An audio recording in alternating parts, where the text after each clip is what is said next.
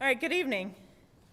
This is the Cortez City Council regular meeting. Today is Tuesday, October 28th, 2025, and the time is 7:30 p.m. I'd like to call this meeting to order and ask you all to join us in the Pledge of Allegiance. I pledge allegiance to the flag of the United States of America and to the republic for which it stands, one nation, under God, indivisible, with liberty and justice for all.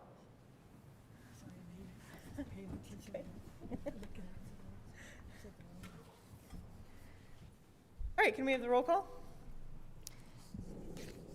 Kiefhofer, Here. DeHaven, Here. Spruill, Here. Dobry, Here. Randall, Here. Lewis, Here. Medina. Here. All right, we have a quorum tonight.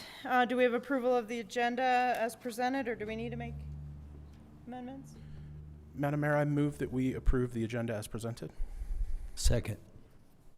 Motion made by Dobry and seconded by Lewis. Kiefhofer, Aye. Randall, Yes. DeHaven, Aye. Spruill, Yes. Lewis, Yes. Dobry, Yes. Medina. Yes. All right, we're going to move on to number 2 on our agenda, the consent agenda. The listing on our consent agenda is a group of items to be acted on with a single motion and vote. This agenda is designed to expedite the handling of limited routine matters by City Council. Either the public or a council member may request that an item may be removed from the consent agenda at the time prior to council's vote. I will ask if a citizen or council member wishes to have any specific item removed from the consent agenda for discussion after reading the list. A, approval of meeting minutes from October 14th, 2025. B, approval of the expenditure list for October 28th, 2025. C, approval of a special event permit for the Cortez Area Chamber of Commerce event on November 18th, 2025 on the premises of Four Corners Community Bank located at 77 West Main Street, Cortez.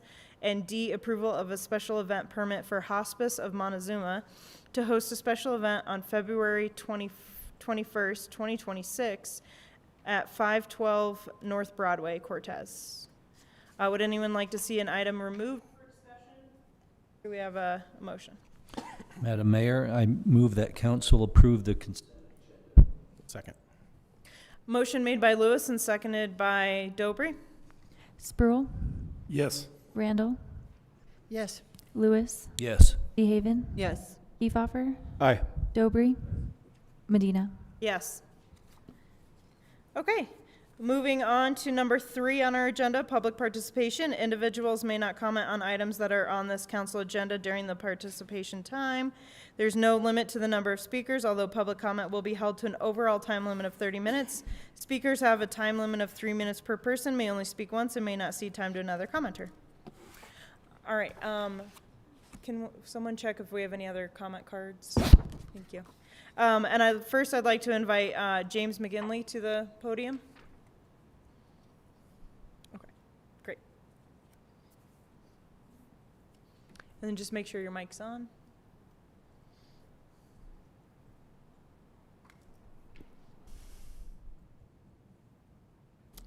I'll guess there is no one in this chamber and few in this city, if they were out on a lonely road and came across a terrible crash scene, wouldn't stop and a great risk to themselves to do everything they could to help. I've chosen to live in a crash scene all day long, 7 days a week on the streets of Cortez these last 10 months with our unhoused residents. We're losing somewhere near 1 a month to death, and much more horrifying to me, maybe a dozen people rotting to death, and we could save some of them, and we're not. I've been facing such complex, unsolvable situations my whole life, 27 years in high tech in various executive roles, successfully starting up new ventures and turning around failing situations. The list of across-the-nation disasters and failures in trying to improve the lives of our unhoused population is massive and widely known. Locally, Purple Cliffs was by design, though not intention, a disaster waiting to happen. That means it's a tremendous challenge that rarely has anyone figured out a good approach. That does not mean there is no good approach or approaches out there to be discovered. There are. Canyon City, Colorado may be an example, one of many. Living in the crash scene, I can't leave that crash scene until I know that nothing can be done. I am certain that if a few of us in the community find the courage and the humanity to face this crash scene together, we're going to learn one of two things. James is wrong. There aren't any safe small pilots to be tried, or much more likely, we're going to learn that there are. What single entity would bring about the solution? None. It would be a grassroots coalition of citizens, agencies, legal, law enforcement, churches, foundations, and city. I expect to come back and share with you pieces that as I see them, that we could bring together or learn from. I thank Mayor Medina, City Manager Sanders, Ms. Wendy for their follow-up with me on prior meetings. This is an initial vision outline. After 10 months here and a very few samples of the types of ventures throughout the country that we could learn from. Everything should be proven with small pilots, as I am doing at Master Jesus Base Camp, where in 6 weeks we have offloaded work from the police force and profoundly transformed 2 lives. Cooperation by city staff to figure out what works within the city structure would be completely essential. But if I'm incorrect, and we would walk away from the crash scene if they are unhoused people, then there is no hope. But only then. James McGinley, 111 South Elm Street, Master Jesus Base Camp. Thank you, James. Is there anyone else in the audience who would like to speak for public comment? Thank you.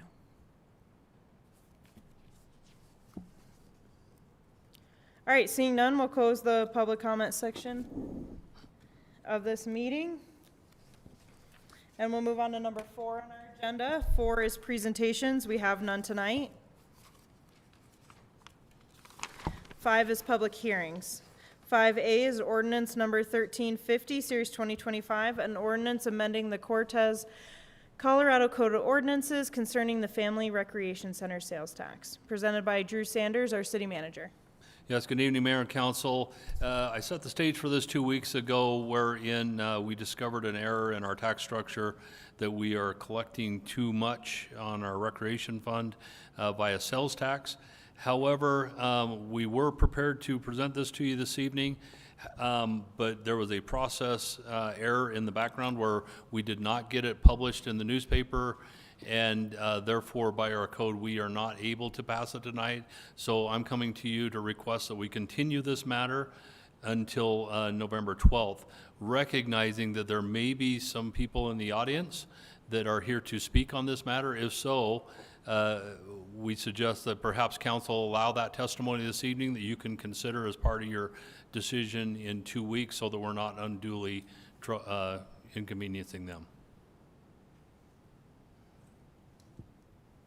All right, we'll open this up for public hearing, public comment. Do we have anyone from the audience who'd like to speak on this topic? All right, seeing none, we'll close the public comment portion and to entertain a motion or have any questions.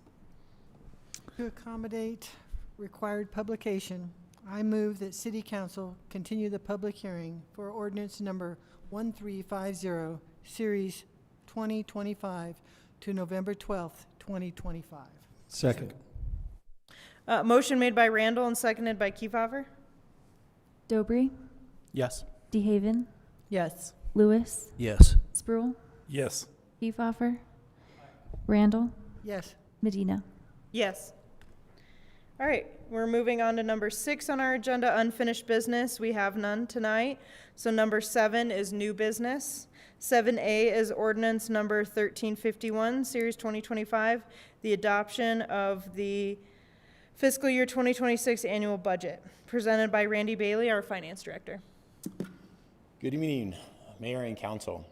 Before you, you have ordinance 1351, Series 2025. The proposed budget for fiscal year 2026. The budget required by City Charter is our vehicle for setting expenditure priorities for the coming fiscal year. The budget provides fiscal governance, setting spending limits for every department across the city. And it provides fiscal transparency to our residents via the transparency portal and the performance reporting accessible on our website. Our process started in August with staff submitting their resource needs for the coming year. To do this, they leverage council priorities, current service levels, multi-year master plans, and condition assessments of our assets to guide and prioritize those funding requests. Utilizing our forecast for revenues, the city manager and I met with each director to constrain those requests and provide a draft of the budget for review and discussion at our council work session on September 26th. Since October 7th, the proposed budget has been available for review and public comment on our website. We also provide hard copies of the budget book in the lobby of City Hall. To date, we've had one comment, and that comment is included in your packet for reference. Since our workshop on September 26th, we have made a few changes that I'll note here. We've added the natatorium renovation in the Recreation Center Fund. We've also adjusted downward the sales and tax revenue forecast for the Recreation Center Fund in light of Ordinance 1350 that is currently in process. We've also added the purchase of the 801 North Broadway building.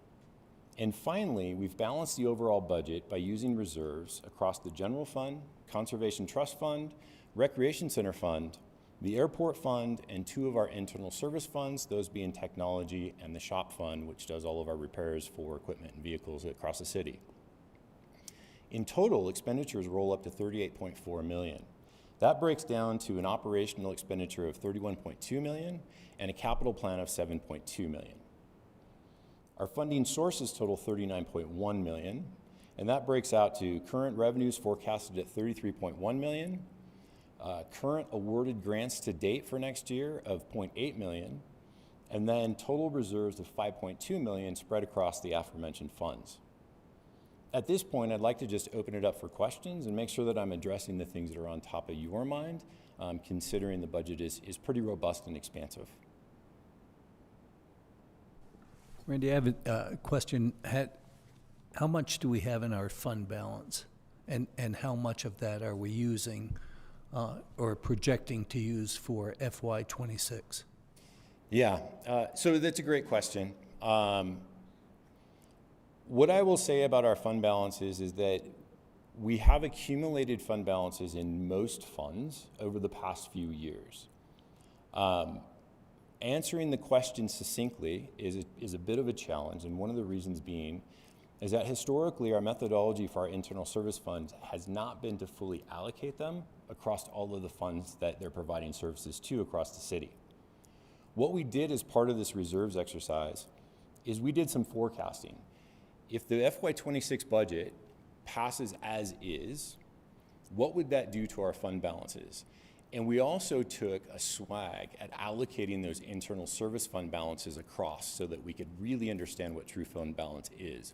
There's a lot more work to do here, but one of the things that we feel confident with in terms of utilizing reserves in this manner is the fact that we're not overextending the reserves that we've built up over the past couple of years. And when we run simple analysis to say, what is our reserve? What do we expect our reserves to be in terms of a percentage of operating expenditures on the government side and percentage of working capital on the enterprise side? We're still above the 20 to 25% that we think would be a prudent minimum fund balance for a policy, if you will. That exercise and that work still needs to happen in the months ahead, but we feel confident that we can stomach those reserves and still be very fiscally responsible in terms of how we execute to this budget, especially considering some of the critical assets that we need to purchase and the renovations and rehabilitation we need to do. So roughly right now in our fund balance, how many months of operation do we probably have? 6 months, a year? Prior to utilizing reserves, I would opine that we're probably at 4 to 6 months. After utilizing reserves in this way and fully allocating all internal service funds, et cetera, we would be in that 2 to 2.5 month range. And again, the analysis that we did, we took very conservative assumptions and kind of modeled the worst case, if you will. And I know that's not a good answer for you right now, but you can expect that in the coming months, we are going to dial this in and we will get to and report in a transparent way those fund balances. We just have a little bit more work to do.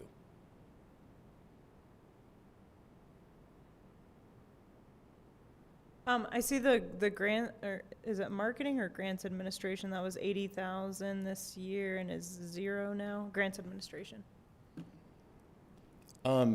Yeah, so one of the things that I've implemented as part of this budget cycle is to not include anything around grants that is not fully awarded, in other words, contracted, if you will. I do that just out of a sense of conservatism. I will also say that that 80,000 in grants we still have a grants administrator. We still pursue grants, but that's all contained within the finance department. Okay, thank you.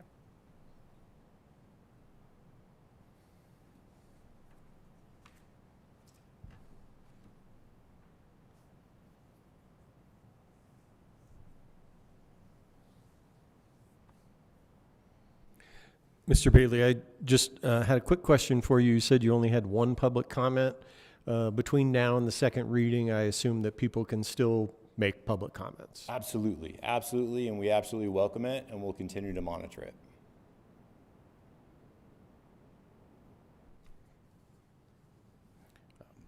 If nobody else has any other questions, I'll go ahead. I move on to approve on first reading ordinance number 1351, series 2025, an ordinance approving the appropriations and budget for the 2026 calendar year, and set the ordinance for a second reading and public hearing on November 12th, 2025. Second. A motion made by Dobry and seconded by Kiefhoffer. Randall, Yes.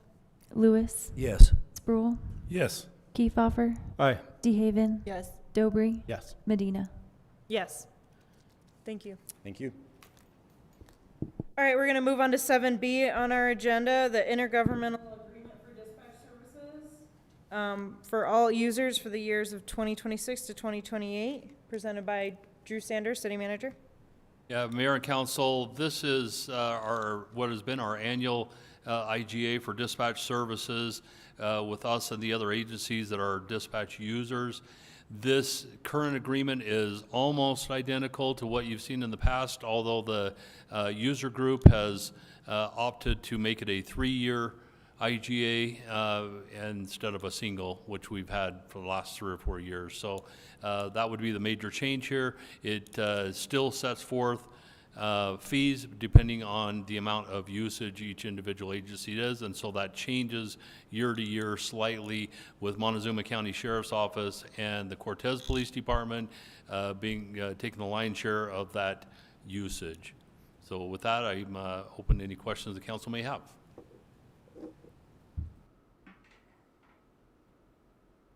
No, I think it makes sense to increase it to several years. Yeah, it makes it easier on everybody, especially where we need to go through the same process at each agency. I move that the City Council authorize the mayor to sign the 2026 intergovernmental agreement for dispatch services on behalf of the City of Cortez. Second. Motion made by Sproul and seconded by Lewis. DeHaven, Yes. Randall, Yes. Kiefhoffer, Aye. Dobry, Lewis, Yes. Sproul, Yes. Medina. Yes. All right, thank you. We'll move on to 7C on our agenda, awarding the 2025 Cortez Recreation Center Natatorium Rehabilitation Project Design, presented by Creighton Wright, our Director of Parks and Recreation. Good evening, Madam Mayor, members of the council. Before I get started, I wanted to recognize and appreciate Casey Simpson, our General Services Public Works Interim Director, has done a lot of the heavy lifting, as well as Jenny Bandai, our Assistant Director, on this topic. I kind of effectively drew the short straw, as I know a little bit more about this kind of work than the rest of them do, so that's why I'm here tonight. But they are going to be the ones that are manage this project and move forward on it. This item, I'm going to give a little bit of an overview of the rec center, 4 items in the natatorium or the indoor pool part of the rec center that we need some work on, go through the process that we went through, and then make the recommendation to award this project. So our Cortez Rec Center, as we've learned in the last 2 to 3 years, has had very little renovation or replacement projects completed on it. It's 20 years old and it is outdated and needs renovations. So we have had several safety issues and other functionality issues that have occurred in the last several years that we've urgently repaired. A couple of these items are on the verge of being one of these urgent repair needs that we need to get done. These items have compromised the patron experience because we end up having to close down the amenities, if not the entire facility. We're trying to get out ahead of this item before we get to the point of having to be forced to close it because of a safety issue. This item before you is a design and assessment phase of 4 components of the natatorium. 2 of them in particular are actual designs in which we're bringing on a consultant that'll tell us exactly how to put together a bid and then bring a contractor in to address it. 2 other items are issues that we need assessment. We need to understand what the options are as well as pricing before we decide to move forward with a design or even a formal project. Those 4 items that we're looking at through this RFP are the surfacing of the 2 pools, the leisure and the lap pool, the play structure in the leisure pool, sound baffles that are up in the roof, as well as the addition of a set of permanent stairs. I will next go through a little bit more detail on each of those 4 projects and why they are an issue. The pool surfacing will be first. It consists of a textured plaster top coat over concrete gunite surfacing. The plaster surfacing is worn and cracked in several areas, especially on the leisure pool. And that wornness of it has gotten down into the concrete layer below the plaster, and it has caused issues. It has cut and scratched our patrons as they're using that facility. Both of these pools need to be resurfaced. Typical lifespan on pool surfacing is between 10 and 15 years, and as I mentioned, we're plus 20 right now, and so we're definitely past due and needing to get this work done.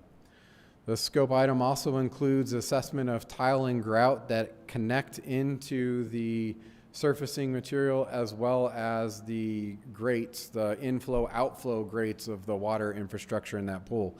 When a new set of surfacing goes over, the thickness of that determines how those grates need to sit on the actual pool surface. So this project includes both the replacement of the tile and grout as well as the actual grates where the water comes in and out of. Second item that we're assessing is actually coming under design is the play structure. Play structure currently includes a slide, a platform, a climbing net, and several spray features. It's popular for young kids, and frankly, it's one of the bigger draws. It needs updating. It is old. While it's aesthetically dated, we do have an ongoing safety issue with the support structure that we have to close it down and resurface a portion of one of the posts that hold it up to ensure that it remains safe. Fun. Can make it really, really loud in that building, so there's sound baffles that are in the ceiling. Over time, some of those have come loose and they've been removed, and so the scope item included in this design is to actually assess that system and make a recommendation and identify a cost. At this point, we're not moving forward with a design because we're a little concerned about how much that might cost. The last item is putting stairs into the lap pool. That is an add-on and a service enhancement. The scope includes completing a feasibility study to determine what it would cost and where the best location to put stairs in would be. We are required to have one accessible access in and out of the pool based on the size of the perimeter of the pool. We currently do that with a chairlift. Our lap pool users who need assistance find using the lift a bit dehumanizing. So we're trying to find an alternative, a secondary option to make the access in and out of the pool easier. We do have a custom set of temporary stairs for the pool that we don't use. We don't use them for 2 main reasons. Where they install in the pool comes across 3 lanes. So when they're in use, those 3 lanes are effectively unusable. The second issue that we have with them is getting them out of the pool requires 3 tall, strong people. The stairs are actually hollow, so it fills with water. And in order to get it off the bottom of the pool, you actually have to get 2 people in the water underneath it and lift it up. And the third person on the deck helps lift it and slide it off the deck. It's just a total pain to get it out of the water. So we don't use those temporary stairs. Our goal with this scope item, as I mentioned, is to effectively do a feasibility study, identify where a permanent set of stairs may occur in the pool area, as well as identifying what it would cost to do that. Again, this is an item that is an assessment issue, and we are not planning on going with a design right now until we get an estimate on the cost. At the end of the day, our goal is to provide a comfortable means for our patrons to get in and out of that pool, preserving their dignity, with the hopes that having an easier way in and out of the pool might increase its use and the value provided to the community. As far as process goes, we put together an RFP, a request for proposal, and identified the scope effectively, as I mentioned, identify options and costs, completing a design on the play structure and the pool surfacing, and doing some assessments on the other 2 items. We did include in the scope a consultant to help us with the bid preparation to ensure that once we get bids in, that we can identify that they're apples to apples comparisons from a scope perspective.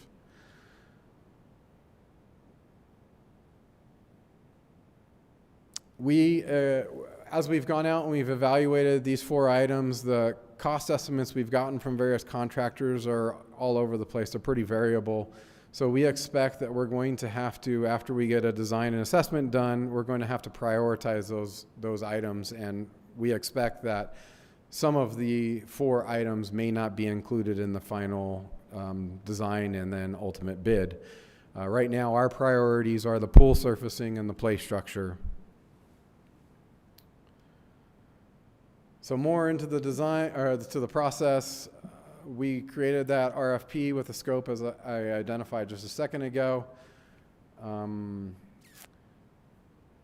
As I mentioned previously, we have 3 items that we are not executing in the proposal right at this moment. One is a future item. That future item is construction administration. Should we choose a design firm, we go through the bidding process. After we've selected a contractor to do that work, we are planning on keeping this design firm on board to ensure that what's being proposed by the contractor actually meets the design intent. So that'll be an item that we'll execute as a part of the construction contract in the future. The second 2 items that are options that we're not executing at this moment is an actual design on the sound baffle system as well as a design on the stairs. Again, we want to do the feasibility and the assessment first to understand what that's going to cost.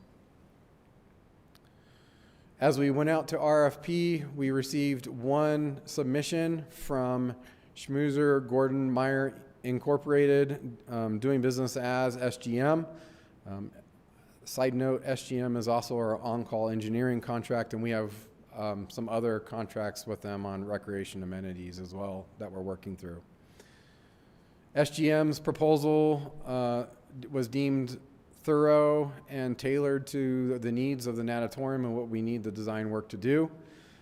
Attached to the staff report is the bid sheet as well as the evaluation form.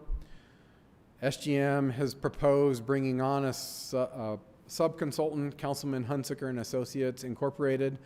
Councilman Hunsaker, as they're known in the industry, is very well known as aquatic specialist. They both do renovation as well as new builds on both indoor and outdoor pools. They're very well known for doing an excellent job. We've deemed that the team of SGM and Councilman Hunsaker have the appropriate expertise to provide us the design for the natatorium rehab that is necessary. The proposal that SGM provided came in at a cost of $69,500.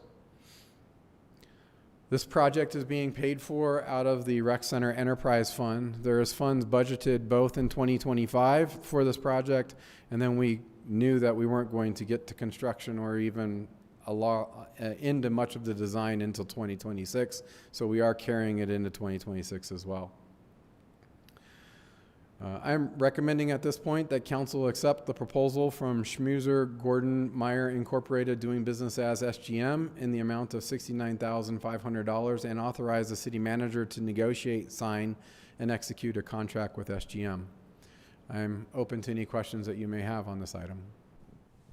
Creighton, what's the time frame for this survey to be conducted? So the assessment and the design, it's a good question. I don't recall it. I want to say it was in the neighborhood of 2 months, roughly. Jenny, do you recall off the top of your head?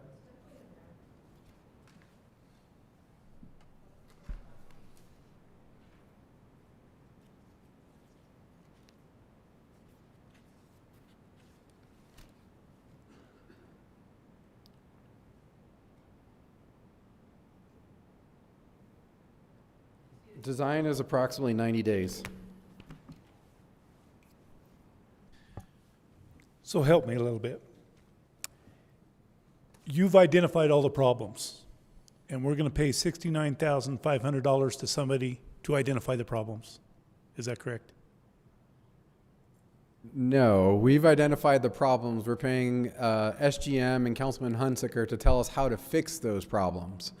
Our issue is we tried to put together effectively a bid packet last year to do just the surfacing, and quickly found that there is so much variation in the type of surfacing to occur that we weren't really sure, based on our current issues, how best to put that together, how to identify the specifications necessary to resurface our pool.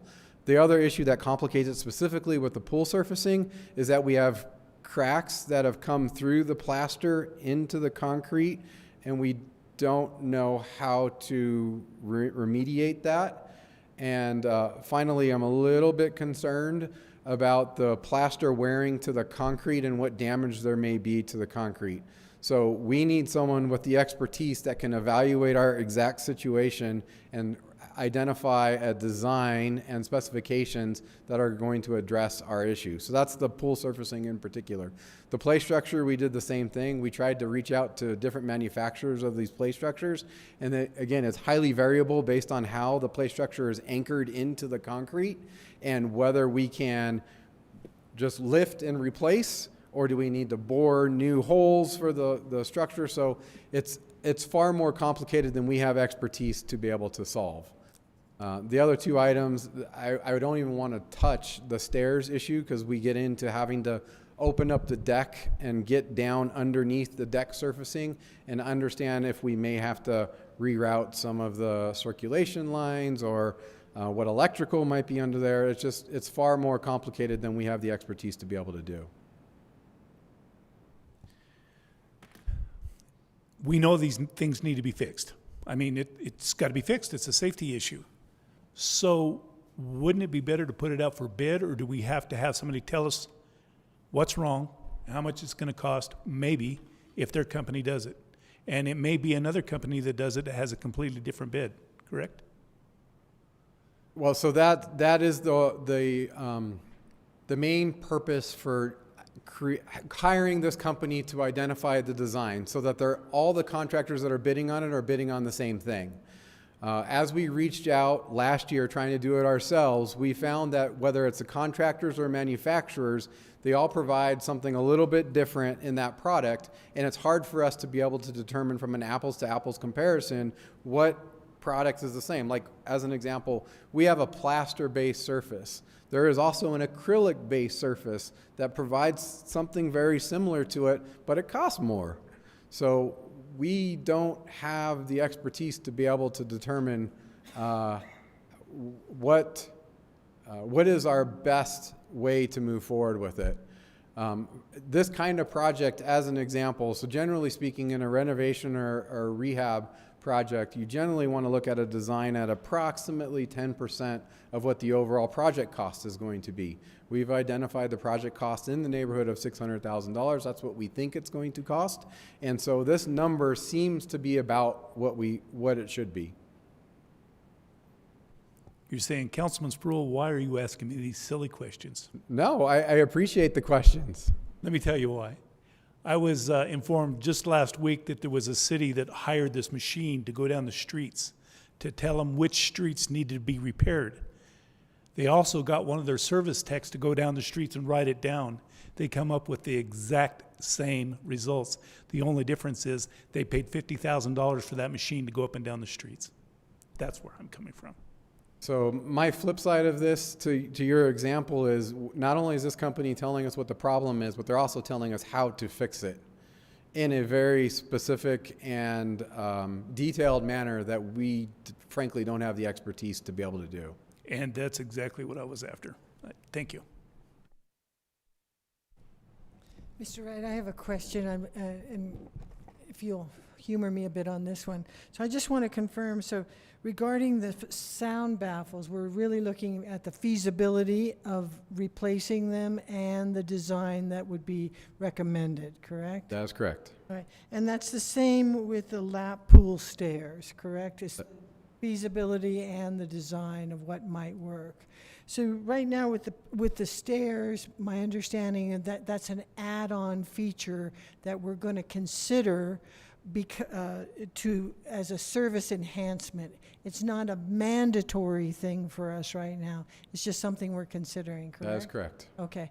And as regarding the slide, are we talking about the slide that's in the play area, or are we talking about the large slide, or both? No, so this is just the play structure that is in the play area. We have a whole nother project coming through that will address the actual water slide in that other section of the rec center, of the pool.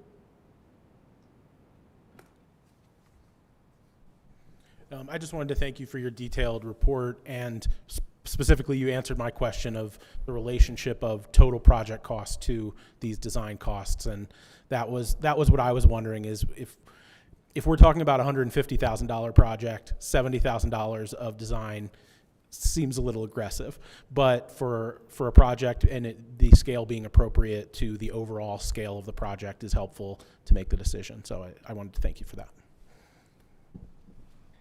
I appreciate Councilmember Sproul's concern about the amount of money that's being spent, but I also think that it's important to really have this conducted, because in the long run, I think we can probably save that much money by having the right process, right materials being used, et cetera.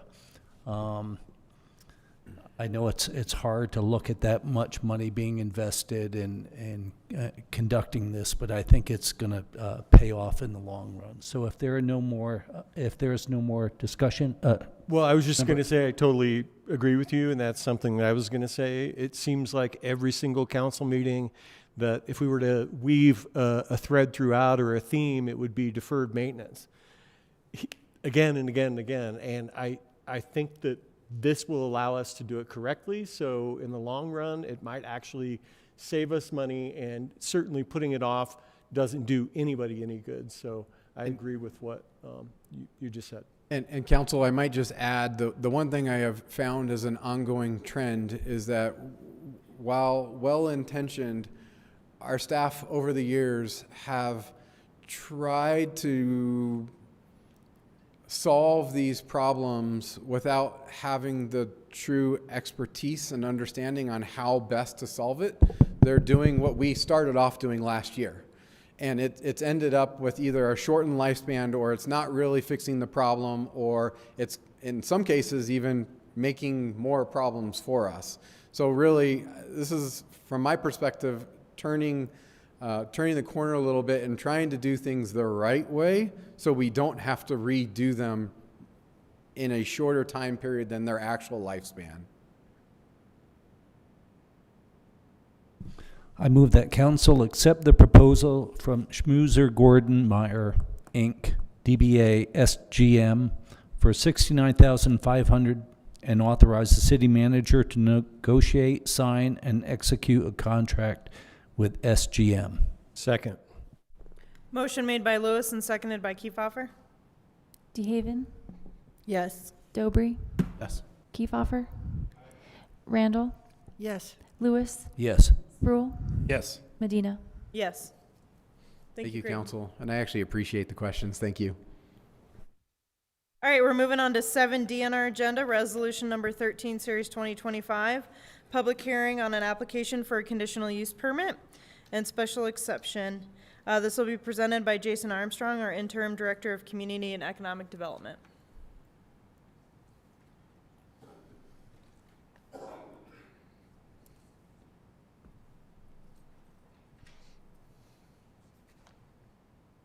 All right, good evening, Council, Madam Mayor.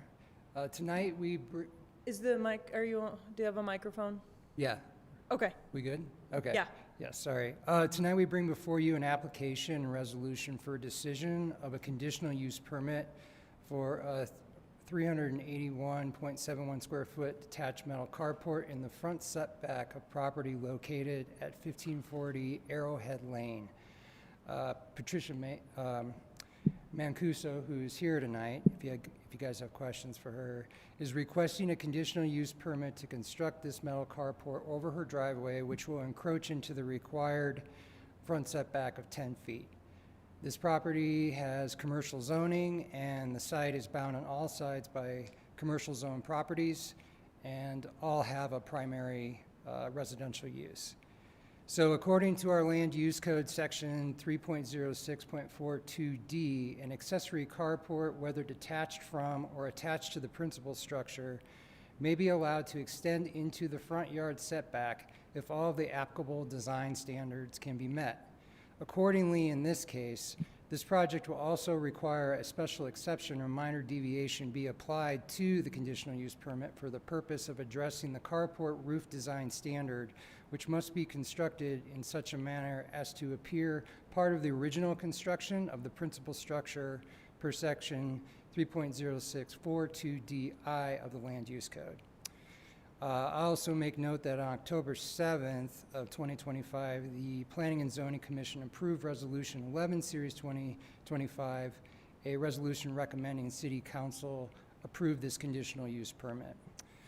So taking a look at the report that I provided you guys, I have the compliance standards listed out for you, the development standards. And you can see that the project overall is in substantial compliance, but the one area is that front setback, and so that is triggering the conditional use permit process. I also pulled out the applicable code sections for you guys in this report. And then a little bit of discussion on this project. So the city right-of-way, and you can see it on this map here, extends approximately 3 feet from the back of the sidewalk, and the applicant plans to construct the carport to eliminate this conflict. The project also has considerations for a required vision triangle, clearance triangle at the intersection of the sidewalk and the driveway. The manner in which this is going to be constructed, it's going to be open-sided, so it eliminates that issue. One other thing that we found in the comments from our referral agencies is that Atmos wanted to check in with the property owner to see if a utility easement would be required. Property owner indicates that that is not the case, and so she does not have to get an easement. All right, so your alternatives tonight, the council can approve the conditional use permit for the carport in the front setback on property located at 1540 Arrowhead Lane in the commercial zone, as submitted by Patricia Mancuso.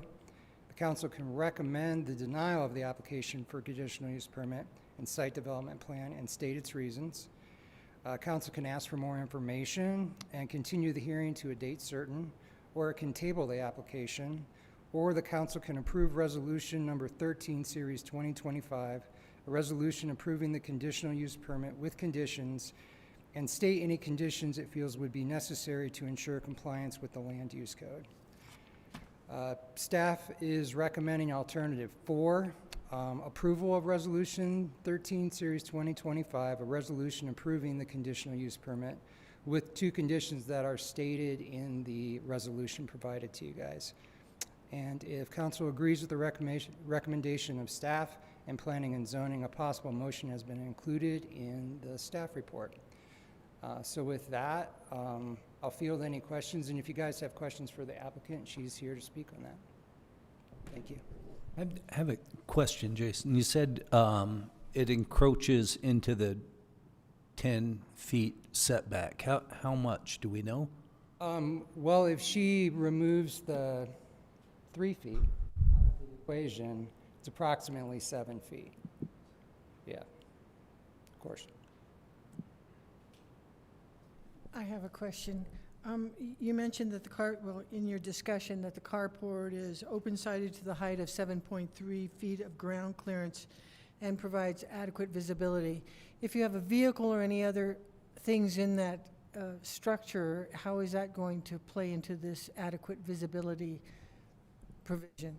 Well, the visibility standard is there for when you're actually moving the vehicle in and out so that you can see oncoming traffic or pedestrians on the sidewalk. So this is a single carport. So the assumption is that that car will not be there obstructing any view. Does that make sense? Is that what you're asking? Yeah. I guess along the same lines, I was wondering too, it looks like from the picture that I saw, there were neighbors on one side, but not on the other side of that property. And is it a cul-de-sac, more or less? It is. So it's not a heavily trafficked area? You're correct. Okay.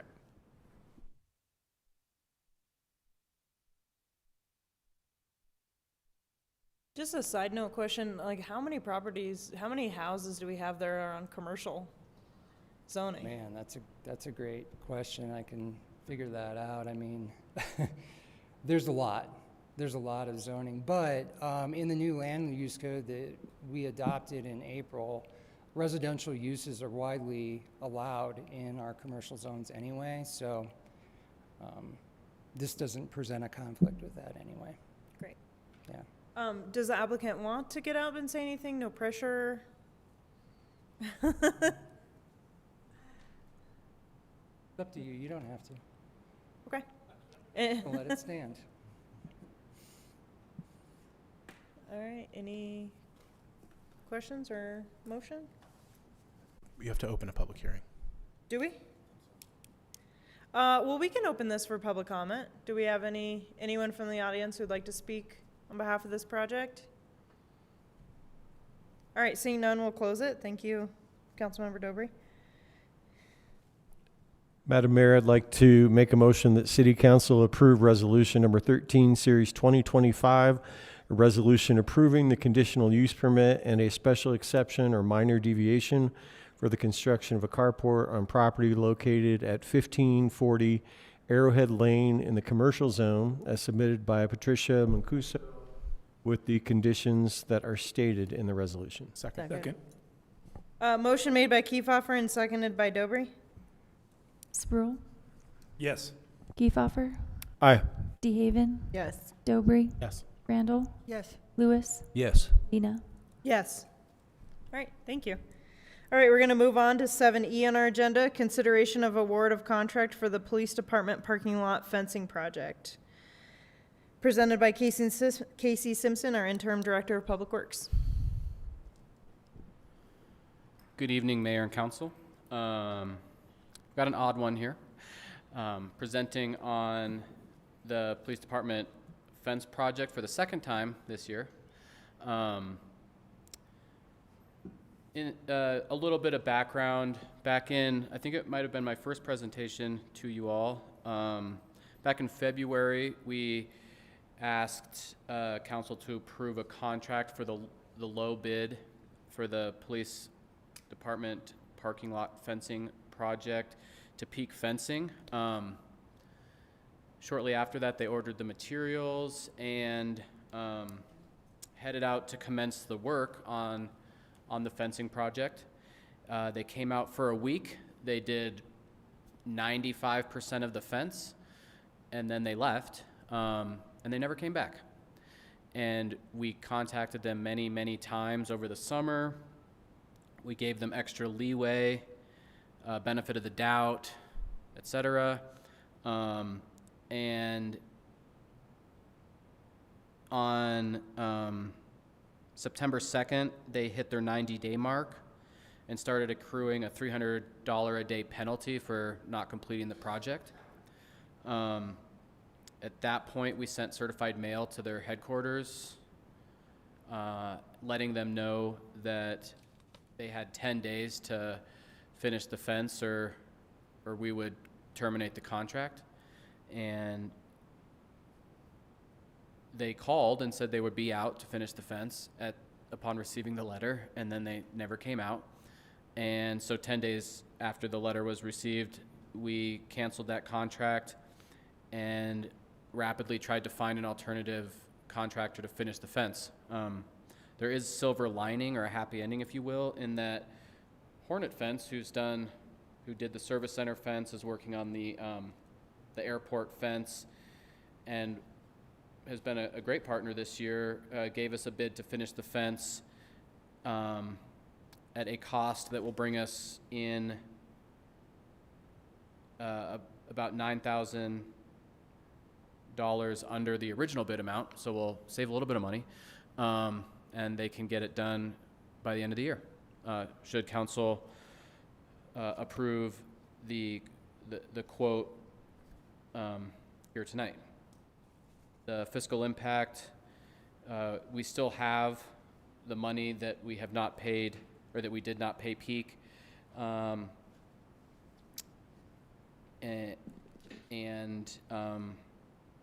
so the money's in the same account to finish the project. And the staff recommendation is that council approve the quote from Hornet Fence to complete the police department parking lot fencing project. And a side note, fun fact, that this is the first time that one of the staff members who's worked for the city for 30 plus years has ever encountered a contractor who's done this much work and failed to cross the finish line. So it's an odd one for sure. I have a question. Out of curiosity, the $300 per day fine or penalty that's applied to them, is that supposed to come off the final bid price if they were to have completed the project? Yes. Okay, thanks. Where's that company based out of? I believe Colorado Springs. Do we have this is a little more general, but do we have a process for excluding bidders who have failed to complete projects for the city previously going forward? There isn't, to my knowledge, an official exclusion in policy. However, with the new OpenGov software, we do have a vendor rating system in there, which will actually be really good. You know, should I win the lottery or get hit by a bus or whatever, anyone moving forward will have that forever, that information stored forever in the system to see for all vendors how they performed. It's a 1 to 5 scale. We could make it any scale really that's customizable, but yeah, that'll be recorded for sure. I was just going to make comment on that, Casey. It's great that that's what that software is. One of the many features of that software is so we can share that information. I'm glad to see that you're going to utilize that. And for the positive with Hornet, we can note, came in last minute, finished the fence at under the bid price, so. Yeah, I'm glad to see that we are ending up under our original budget rather than a change order that creates a problem later and costs more. So unless anybody else has any other questions, I'll move that council approve the estimate from Hornet Fence LLC to complete the police department parking lot fencing project and authorize city manager to negotiate and sign a contract on behalf of the city for this purpose. Second. Motion made by Dobry and seconded by Sproul.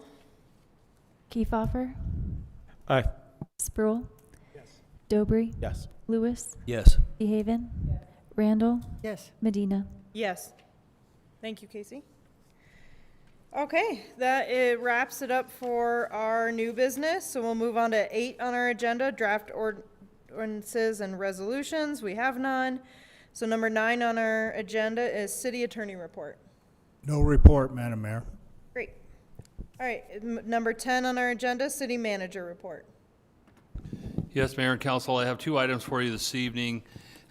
First of all, after a 21-day scheduled closure starting October 4th, our new runway project is complete. If we can please give a golf clap. This has been a huge undertaking. Jeremy and his staff have just worked literally endlessly and tirelessly over the last several weeks, and we got it done. I was able to do a tour of it this last week before it was completed, but it was nearly complete, and I must say that the work is excellent. So we're very proud of this, and it's certainly a great addition to our airfield. Next, I want to point out that we received information that Mayor Rachel Medina was nominated for a Fort Lewis College Alumni Award by a community member who recognized her outstanding commitments, dedication, and impact on our community. Even though she did not get the award, it is a major honor to be recognized in such a manner, and we are definitely proud of you, Mayor, for what you do for Cortez. Thank you.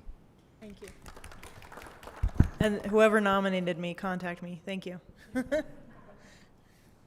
And then just one item of interest that's actively going. Public Works informs me that we have an active water line break in the area of 5th East and 2nd Avenue. Our crews have been out there and are still working it, but we apologize to the community members in that area that are suffering, but our crews are on it, and we hope to have that corrected soon. So thank you. Thank you. All right, we'll move on our agenda to 11, City Council Committee Reports. 11A is the mayor's report on the workshop. We had only one item on our agenda, and that was a draft stormwater master plan presented by Jones and DeMille Engineering. Great comprehensive master plan laying out all the projects that need to happen over the next 10 years, the estimated cost of those, the priority of those. So kind of the next steps in that is adopting that master plan and figuring out funding for those. So we're going to continue our conversations, potentially looking at in-house reallocation of funding, grants and outside funding, and then potentially utility fee to address our stormwater, which is another deferred maintenance that needs to be addressed. Okay. We'll move on to 11B is board reports. We'll start with Councilmember Kiefhofer. Okay. Okay. No report for me. Just to note that due to conflicts in schedule, the Golf Advisory Committee will be meeting November 7th at 7 a.m. Great. And just a reminder, the Friends of the Library book sale is this week, starting Thursday, Friday, Saturday. So come get some books for your winter reading. Great. Thank you. Okay, number 12 on our agenda is public participation. Our second round of public participation. Individuals may not comment items on the agenda. No limit to the number of speakers, no overall time limit, but each speaker has 3 minutes per person. Do we have anyone in the audience who would like to speak? All right. Seeing none, we'll move on to 13 on our agenda, other items of business. We do have an executive session that we need. Okay, yeah. And I'll read that. I move that council go into executive session pursuant to CRS section 24-6-4024F for the purpose of discussion of a confidential personnel matter regarding the Cortez Police Department and not involving any specific employees who have requested discussion of the matter in open session, any members of this body or any elected official, the appointment of any person to fill an office of this body or of any elected official, or personnel policies that do not require the discussion of matters personal to particular employees. Second. Motion made by Dobry and seconded by DeHaven. Randall, Aye. DeHaven, Yes. Kiefhoffer, Aye. Dobry, Yes. Lewis, Yes. Brule, Yes. Medina. Yes. All right, thank you all for being here.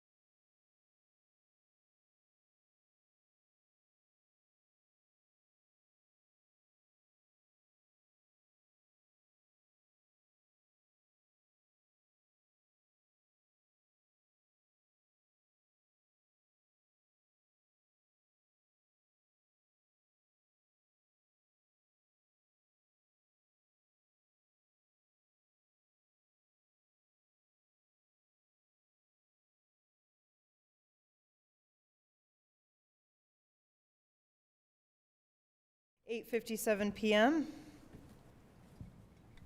The executive session has concluded and the council is reconvening in open session. Those persons participating in the executive session were myself, Mayor Rachel Medina, Mayor Pro Tem Dennis Spruill, and council members Matthew Kiefhofer, Lydia DeHaven, Bill Lewis, April Randall, and Robert Dobry. Also participating were City Manager Drew Sanders and City Attorney Patrick Coleman. No adoption of any proposed policy, position, resolution, rule, regulation, or formal action occurred during the executive session. If any member of the council or member of the public believes that the subject matter of the executive session was not statutorily authorized or that the discussions that occurred in executive session strayed from the announced subject matter, please speak up now. Seeing none, I'll accept a motion to adjourn this meeting.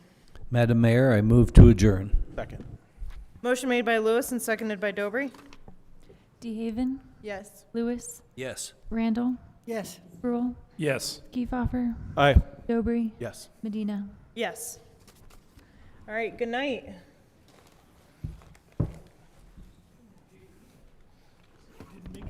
Yeah, right. We ended before 9.